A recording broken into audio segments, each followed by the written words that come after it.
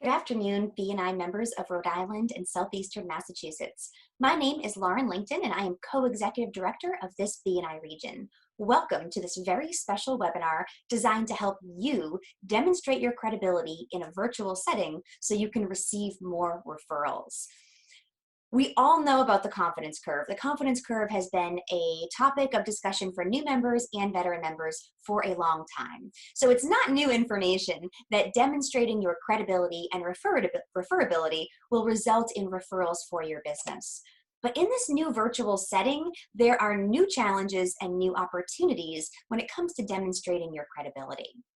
So remember, always remember the VCP process. Visibility plus credibility equals profitability. And for most companies right now, profitability is top priority because many businesses have either shut their doors or have decreased sales, or the market has changed and there's an opportunity to get even more business. So regardless of what stage your business in or how affected you have been, we're all having virtual meetings, which means everyone needs to hone in and develop those skills to demonstrate your credibility in this new setting.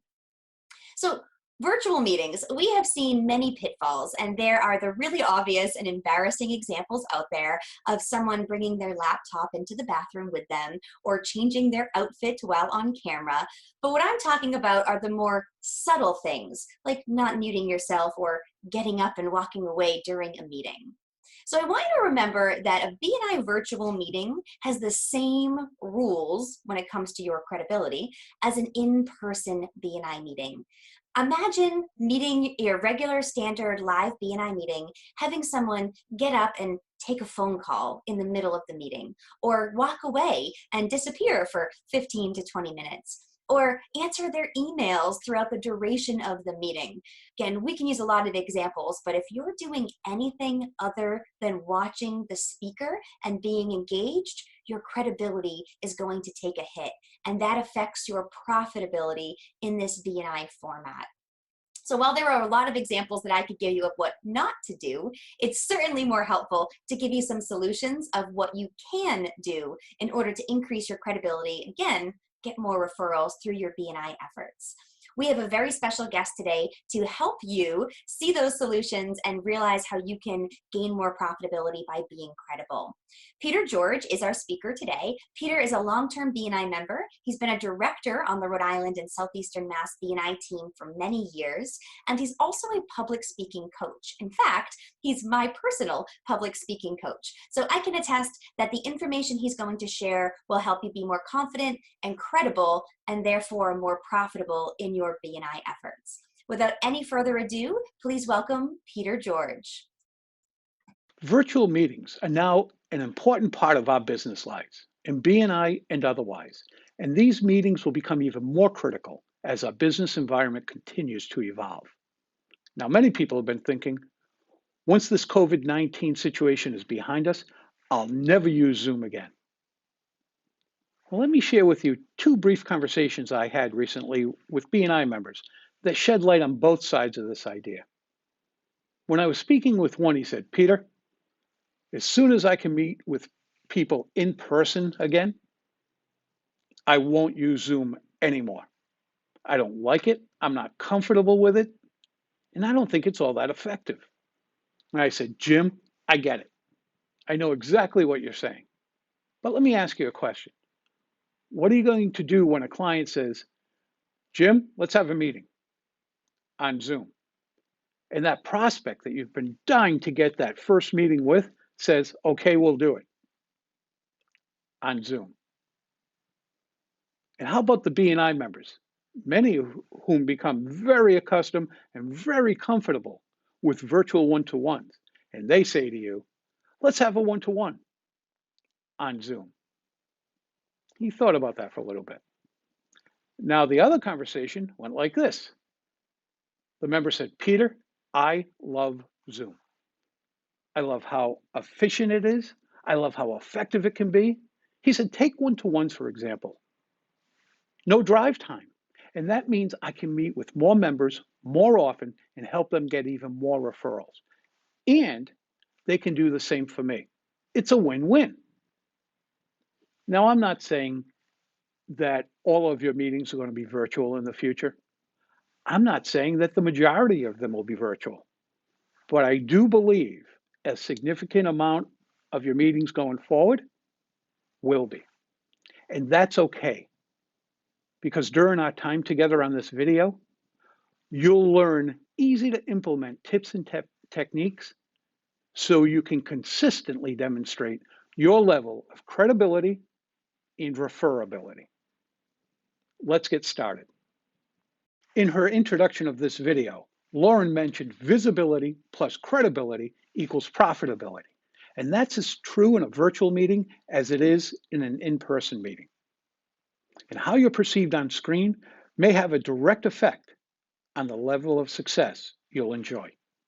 Now, when we first started meeting this way, everybody cut each other slack because we knew a lot of people weren't used to it.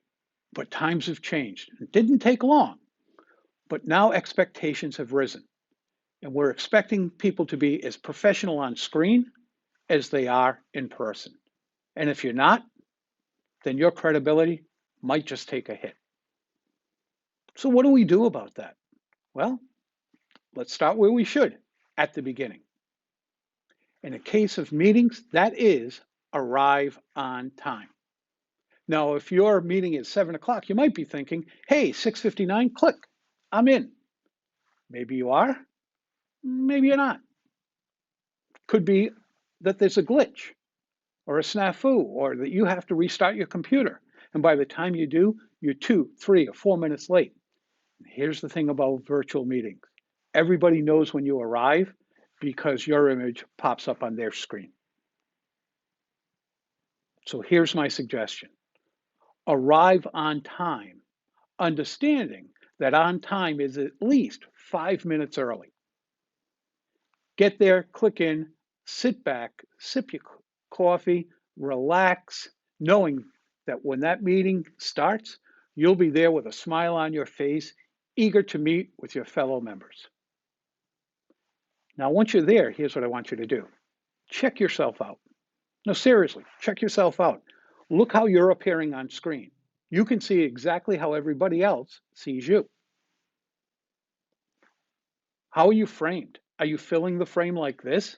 This is called a bust shot, chest, shoulders, and head. It's what we see when we're watching the national news, and it's what people have come to expect on screen. Or are you like this, filling up the screen with your head? It's not a real good look. Neither is being so far away that people see more background than they do of you. We want to see you. We want to engage you. So get to that bust shot. It'll serve you well. Don't be off to one side because, again, we see more background than we see of you.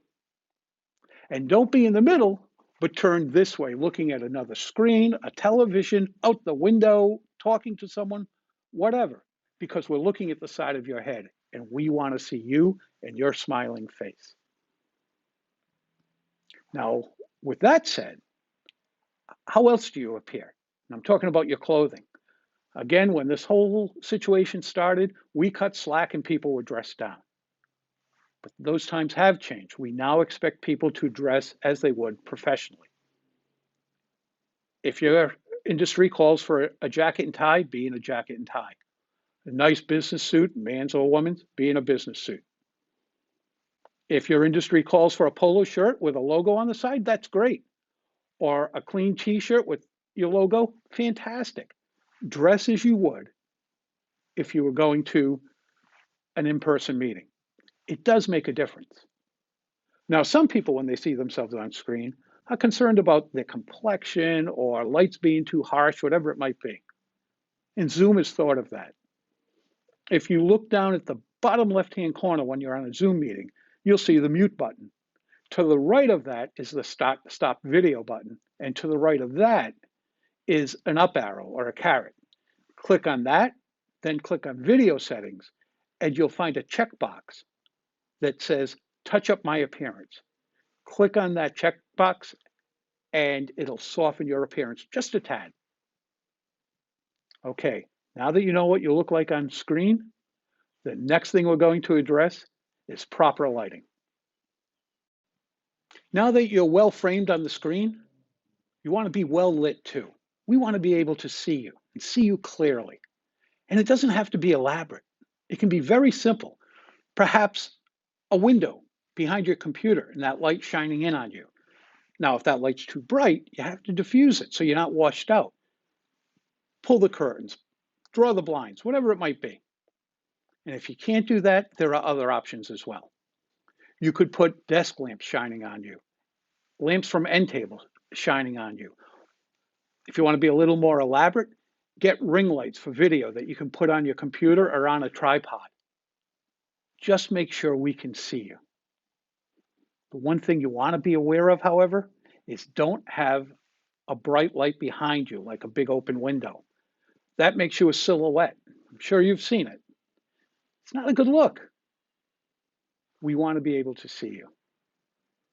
So do any of those that you're nice and bright on that screen, and it lends to your credibility, referability, and ultimately profitability. The next thing you're going to learn is a little bit about backgrounds. Now that you're well framed and well lit on screen, you have to remember one thing. People can not only see you, but they can see what's behind you. So what is the image behind you? Is it as professional as you want it to be? It doesn't have to be elaborate. It can be a plain wall. It could be a bookcase, your office. It could be photos, memorabilia. Just make sure it lends to your credibility and your professionalism. What you don't want are things that distract.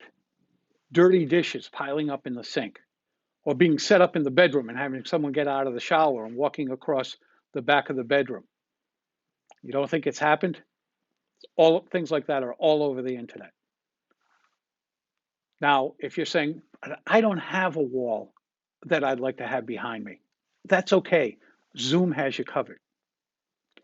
Go back down to the left bottom part of the screen, that up arrow we talked about, click on that, click on virtual background, and Zoom will allow you to drop in photos as a background. And you can go online and find photos you like anywhere, of a wall or an office, whatever you might like. And if you want to do it professionally, you get a green screen, but you don't need an expensive green screen. It doesn't have to be one purchased at a photography store or the like. You can just get a piece of bright green cloth, drop it behind you, and you're good to go. It's what the weather people use on the news. When you see the graphics behind them, the US with the storms going across, that's a green screen. That's why they're looking off at the monitor and not behind them. All they see is green. It's a very simple thing to do. If you need some help with it, just check online or ask one of your fellow members for instructions, and you'll be good to go. The next thing you're going to learn is being heard, and heard clearly. When you're speaking in a virtual meeting, just like any meeting, you want to be heard, and heard clearly. And if you're relying on the microphone in your computer, the odds are you're not being heard as clearly as you think. On a scale of 1 to 10, 10 being the best, a computer's microphone is a 2, maybe a 3. And if it's a 4, you're extremely fortunate. If you want to go a step up, more than a step up, you can, and it doesn't cost very much. For less than $100, you can get sufficient microphones. It could be a headset with a boom mic. You can get AirPods like these, a little more expensive, but not much, that are wireless. You can get the AirPods that came with your phone and use those. Keep in mind with those, however, that little rectangular mic that comes down about 8 inches under that AirPod, when that rubs on your shirt or hits a button or a zipper or jewelry, it's very distracting. And that's why you see people holding it out away from them instead of letting that mic rest on them. If you want to go up even further, you can. And again, staying around $100 or even less. You can purchase an external microphone that plugs via USB right into your computer. Rode makes one, RODE. Blue makes one, BLUE. Audio Technica makes one. And these are very good.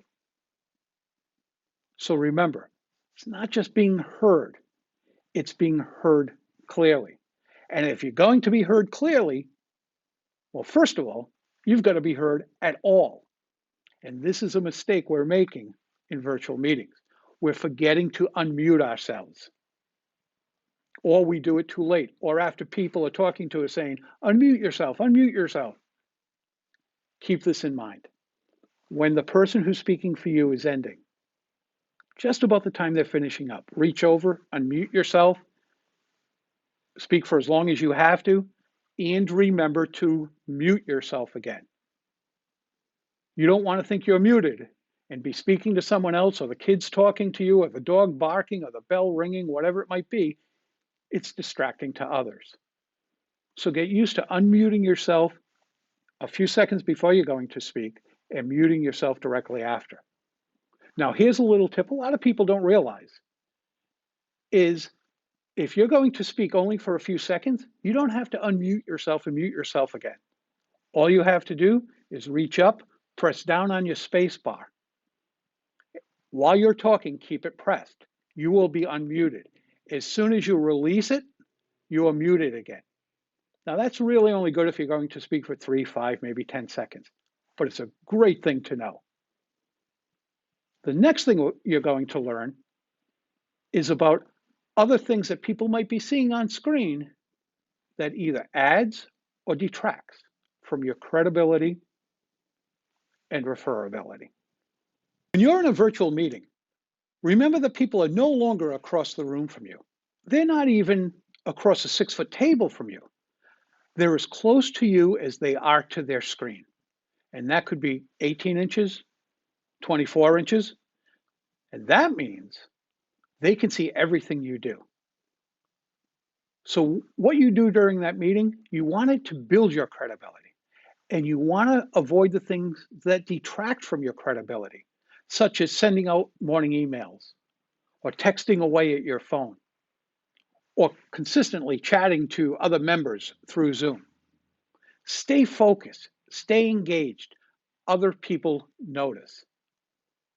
Now, perhaps the thing that detracts from your credibility the most is when you turn off the video, put up your photo or just your name across the screen, and leave the meeting.